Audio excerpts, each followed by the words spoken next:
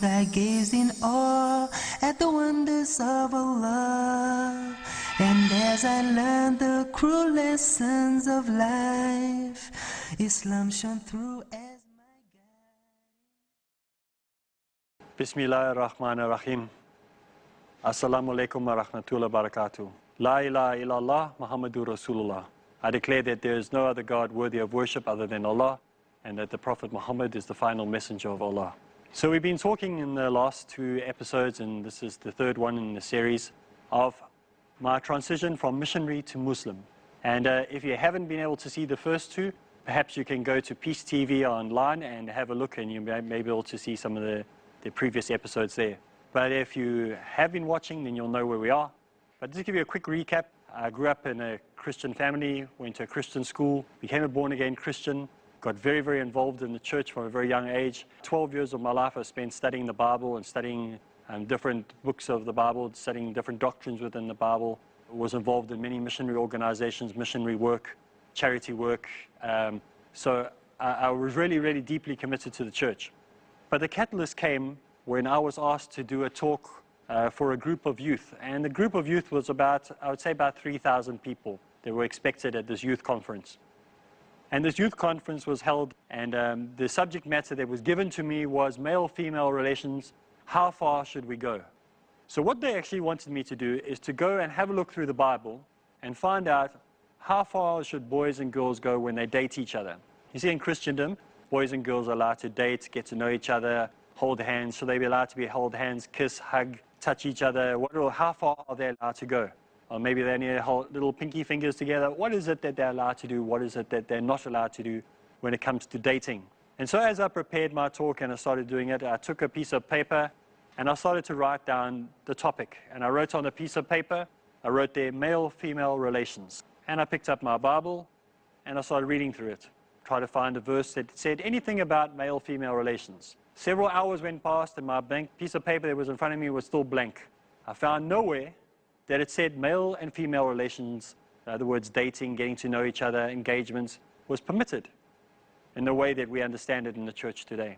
So I thought, well, let me have a look what other religions have to say. So I took out another book called the Bhagavad Gita, which is a Hindu scripture which is more commonly used amongst the Hare Krishna movement, or the International Society of Krishna Consciousness. They use it more.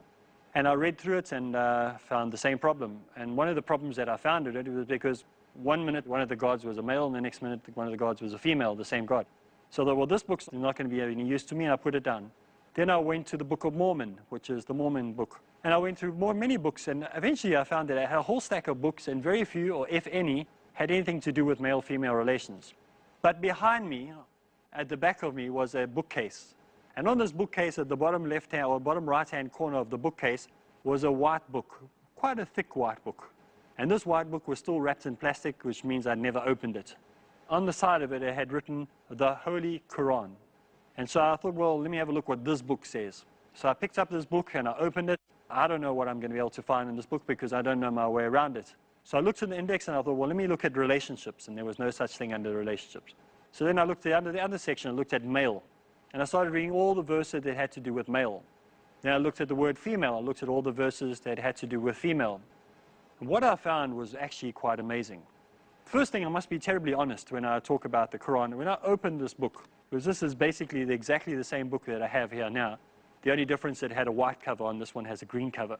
When I opened this book, something fascinating took place. I didn't understand anything in it. Now, you might be surprised for me to say that. But you see, what I said to you in series 1 of the series of this series that I'm doing, the episode 1 of the series that I'm doing, I said in episode 1 that what I liked about the Bible is when you opened it, it was like a typical storybook. It had a nice beginning, a nice middle, and a nice end. The Quran doesn't have that. The Quran is a straightforward book. It tells you exactly how to get from point A to B the fastest way possible. You see, the Bible, when you pick up the Bible, it says, for example, if I had to tell you how to get to the shop or how to go to a restaurant in your town, I would tell you this would be the Bible way. I would say to you, you go about 15 kilometers along the road in a southeasterly direction, and you'll see a shop on your left-hand side which has a sign that says they open 24 hours a day. On the left-hand side, you'll see a woman selling books. Don't worry about it, you keep going about. And so it'll give you a long, long story on how to get there with lots of distractions along the way. However, when it comes to the Quran, it gives you the direct route. It will say, go northeast, 125 kilometers, you'll see a sign saying open. That's where we are. And so what was very difficult for me to understand when reading the Quran was how blatant and how straightforward it was, without holding any punches. It wasn't trying to give a soft approach, it was giving the direct approach. And so it was extremely difficult for me to read because it was so blatant. It was like being punched in the face every single time I read a line. It felt like I was up against a heavyweight boxer. When I read the Bible, it was like being against some child throwing a feather at me. It wasn't hitting me, it was just very, very entertaining. So when I read the Quran, it was blatant, it hit me. It was straight into the face, it directly hit me. And I was scared of this book, and so I put it down after I just said, okay, all I'm going to look at is the male-female relationships, and I'm not interested any further. This book is actually quite scary. I remember recently somebody asked me, he said, I would take the Quran, but it has got a lot to do with hell and punishment in it. And I couldn't lie to the person and say to them, well, it doesn't. So I said to them, well, it has a lot more do's than don'ts in it. And I don't know if that makes any sense to you, but next time you read the Quran, see how many do's it has. It has a lot more do's than don'ts. And if you spend your time doing the do's, you won't have time to do the don'ts. So that's something for you to chew on. It's going off the subject again. But one of the things that happened when I read the Quran is that it had very, very interesting information to tell me about male-female relations. And so I started writing these things down. But then it also got me thinking about how things are in different Christian countries in the world. For example, let's look at Christian countries compared to Muslim countries. And so I started writing notes about this as well. So the day came where I had to stand up before these 3,000 odd boys and girls, and they were all sitting in front of me. Some of them were talking, some of them were chewing gum, some of them were chewing gum, and some of them were reading books, some of them were drawing, some of them were fighting with each other. You know how young people are. And I looked at this crowd, and I looked down, and in the first row, there were all these boys and girls sitting in front of me. And something came over me, something that I don't understand to this day, something that I can't fully explain. But I said something strange to this group of people, and I said to them, I want all the girls to move to the back and all the boys to sit in the front. Now remember, I knew nothing about Islam. I had never visited a mosque. I don't know any of the traditions or the customs of Islam. This is purely what happened to me. I cannot explain why it happened, it just happened.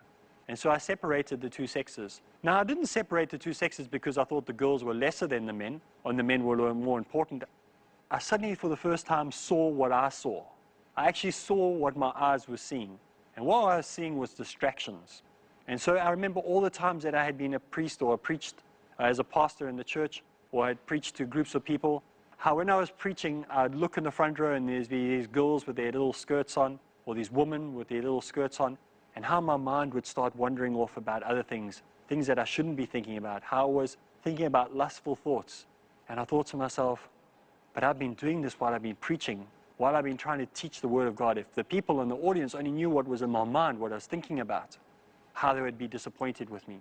And so for the first time, when I stood in front of all these people and I separated them, I realized that I was separating people for my own purity. Yes, it might be selfish. Yes, people might think I'm being sexist. Yes, people might think that I'm a bad person by doing this. But what am I doing it for? I'm doing it to protect my own mind. I'm doing it to protect myself from what would lead me naturally into sin. Because if you can stand there today, or if you can sit at home today and say that you can sit in front of a group of people that are mixed sexes together and not have those thoughts, and not be tempted to look at the person sitting next to you that's the opposite sex, or stand at the pulpit and look down and not have temptation, then there's two things either that are wrong with you. One is that you're dead, or two, you need to go see a psychiatrist because there's something seriously wrong with you. Because we all have that temptation. And if you don't have this temptation, you need to go see a doctor because there's something wrong with you.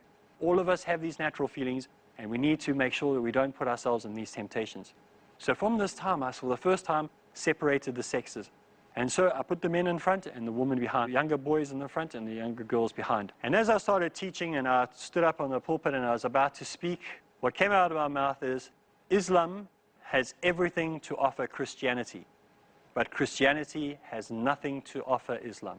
When I had made that statement, I realized what I had said, and I suddenly realized that for the first time, I had spoken a truth that even I didn't fully comprehend. And so I was stuck what I had said. I had already made the statement. I had already said that Christianity has nothing to offer Islam, and Islam has everything to offer Christianity. What do I mean by that? And it shocked me to my core that I had said something that I had not prepared, nothing that I had thought of saying. You see, intentionally I thought, what is Christianity to offer Islam? But when I stood up there, I realized we have nothing to offer Islam. that Christianity has nothing to offer Islam, and that Islam has everything. What does Islam have to offer Christianity? And I started to talk to the young people, and I said to them, look at the way the male and female relations are in Islam compared to Christianity. We date, we meet, we sleep around, and we use the person, and we move on to the next one, and we date, and we meet, and we sleep around, and we move on to the next person. The first time a Muslim boy and a Muslim girl meet each other is when they meet each other to decide if they're going to get married or not. And this is done with a chaperone. The chaperone will leave them alone for a while, but he'll sit in earshot so he can hear. Then he'll come back, and then the decision will be made whether to be married or not. This marriage is now consecrated. It's protected by God. God is now the one who is in control and protects this marriage. So if the marriage is agreed to go through, then the marriage will take place. It is blessed. There's no getting to know each other. There's no sleeping around or anything like that. This is a beautiful marriage, blessed by Allah, blessed by God. And I said, look at crime and punishment. In our country, crime and punishment, you just get a tap on the hand for if you do something. In Islamic states, there's a very high penalty. So this penalty is there to prevent people from doing the crime, so there is none of this crime around. What about how we treat our parents and our families? How do we look after the society? The retirement villages. And so I went after point, subject after subject, topic after topic, showing how Islam and Christianity, comparing the two, and how everything was different. How Islam was so much better than Christianity, and yet we want to go to Muslims and say, here, take Christianity, this is what we want to give you. And all we have is used, second-hand, no good stuff. Yet Islam comes with the best, the nicest, offers it to Christianity. So how do we possibly think that Christians can offer Islam anything? What Christianity offers Islam is nothing, and compared to what Islam has to offer Christianity. And so when I'd finished this talk, you can imagine the reaction. The first reaction was, this guy has been possessed, there's a demon that's taken him over, he needs to take some time off. And so what happened is my church said to me, the congregation said to me, and many of my friends said to me, you need to take some time off. So we're going to take a short break, and when we get back from the short break, I will tell you what happened next. Walking in this great big world. Bismillah ar-Rahman ar-Rahim. Assalamu alaikum wa rahmatullahi wa barakatuh. Welcome back. And we were talking about my final days of Christendom. So it came to a point where the church said I need to take some time off, that maybe I was possessed, maybe I was doubting my faith or whatever. So I took a year off. And during this year that I had taken off from Christianity, my brother and myself, my stepbrother, or my brother in Islam is, so he came with me, and we went and we lived down the coast, near a coastal area and a coastal town. And while we were living in this coastal town, I did a lot of soul searching, a lot of thinking. Right? I did not pick up the Quran. I don't know why I said the things that I said, but I just understood by what I understood by Islam, by Muslims, what I'd seen in Muslims. That's what I brought across. Not so much what I had read in the Quran. But it sat in the back of my mind, and I knew I didn't want to become a Muslim. I thought, no, I don't want to become a Muslim, but you cannot go to Muslims and try and give them something which they've got better than we have. That's what I understood as a Christian. And so during this year, it bugged me a lot, and I thought about it, and I thought, well, maybe I must just not think about that. Maybe I must just ignore everything that I said and go back to Christianity and say, yes, I'm sorry, what I said was wrong. Yes, maybe they are living a better people. Maybe they have better rules. Maybe they have better regulations, but they don't have Christ, so maybe that's the way I should just go back and forget about it. So during this year when I was thinking, my brother used to be fascinated with animals and plants and birds and fish. And our house used to be like a zoo. We had every animal you can imagine. We had cats all over the place. We had birds. We had fish, everything. And all of these things needed to be fed. So what we did is we used to do a pilgrimage once every 2 weeks into the city. And that was about 100 kilometers away. It was about 70, 80 miles away. So we would have to travel about an hour into the town, and we used to go to the shop where we would buy food for the animals. Now the shop that we went to was owned by two sisters. And we'd go into the shop and we'd buy whatever. And every time we went into the shop, this woman would say to me, she said, sir, before you leave, I just want to tell you one thing. And I'd say, what? And she'd say, there is only one God. And so I'd look at her and I'd okay, whatever, walk off. Every time I came into the shop, the same thing. Sir, before you leave, I want to tell you one thing. There's only one God. Again and again and again, she would tell me this. She used to upset me. I used to think, oh, this woman, she's crazy. In fact, her nickname became One God. So every time I'd take my brother through, we'd go into the shop and I'd say to him, listen, I'll be back just now, I'll come fetch you just now from One God. And that was her nickname. Eventually one day around February of 2002, of this voyage backwards and forwards, about a year of visiting a shop. I went into a shop and she said the same statement again. She said, listen, I want to tell you something. I said, yes, I know, there's only one God. I said to her, listen, what religion are you? Because I thought she must be a Christian or something. Maybe she's a Jehovah's Witness, maybe she's a Mormon, maybe she's a Seventh-day Adventist. I don't know what religion she was. And I thought she was trying to get me to come back on the straight path again. And she looks at me and she said, didn't you know I'm a Muslim? And I said, what, a Muslim? And she said, yes. I said, oh, that sums it up. No wonder you keep on with this one God thing the whole time. So I walked out of the shop and I was quite upset. A typical Muslim. They'd just blown up a building. Now they want to convert people to Islam. And so I thought, you know, September 11th, it had to be the Muslims that did it. It had to be. And now this woman wants to now convert me to a terrorist religion. How she's crazy. So I just thought, oh, I'm never going to speak to this woman again. Said to my brother, we're never going back to that shop again. This woman's crazy. If you had told me I was going to a shop where they were supporting terrorism, I'd never have gone to the shop. So as I walked out of the shop, we were going back to the car. And as we're getting back to the car, I said to my brother, no, there's somewhere else I would like to go to. There's a man that I used to debate against when I was a very young Christian still. And his name was Ahmed Didat. And he has an organization called the Islamic Propagation Center. I want to go to that place and I want to tell him what for. I want to tell him what his religion stands for. I want to tell him that his religion is a terrorist group. Tell him all this stuff. And I want to go see him. I haven't seen him for years. I want to go speak to this man. Very arrogantly, I walked off. We were both marching down the road. My brother, like, not knowing what was going on, following behind me. But he knew that whatever I said, he sort of followed. And he knew that, like, there must be some wisdom what I was going to go and do. So as we walked down the road and we got closer and closer to this place, to the Islamic Propagation Center in South Africa, I was about to enter this building and push the button to go to the 3rd floor or the 4th floor of this building. I felt a calmness coming over me, one that I couldn't really explain. Just a strange calmness coming over me. Each floor that we went up, the next floor, to the next floor, to the next floor, I felt calmer and calmer and calmer. By the time we got to the 4th floor, that anger that I had subdued and I felt more logic coming into me. So otherwise I would have been very aggressive when I got there. I felt there was much more logic inside my brain. I was going to speak from a much calmer place. So when we got to the 4th floor, I went into the reception area and I said, can I speak to Ahmed Didat, or Ahmed Didat as they call him in South Africa? And they said, well, he's not here at the moment. Okay, when I got there, they said that Ahmed Didat had been quite sick and hadn't been in, and he's at home, he's ill, he's been taken ill, so he's no longer at RPCR. But if you want to talk to somebody, there's a man by the name of Ford Hendricks, and he'll be quite happy to speak to you.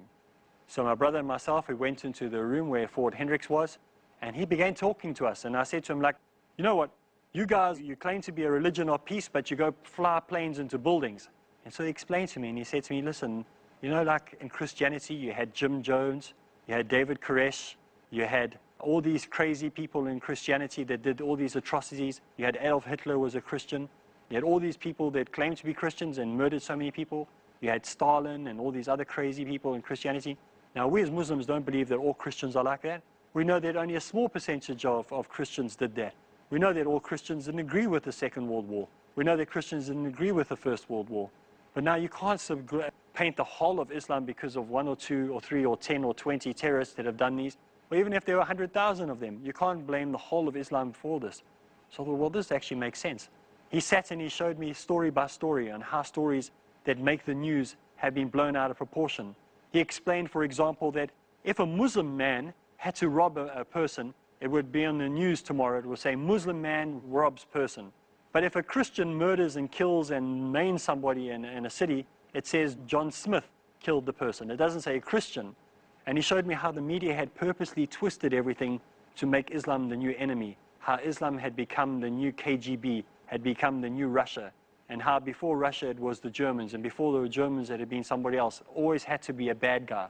And at this point in time, Islam was going to be the religion that is the bad guy until the next one came along, and they would now be the bad guy.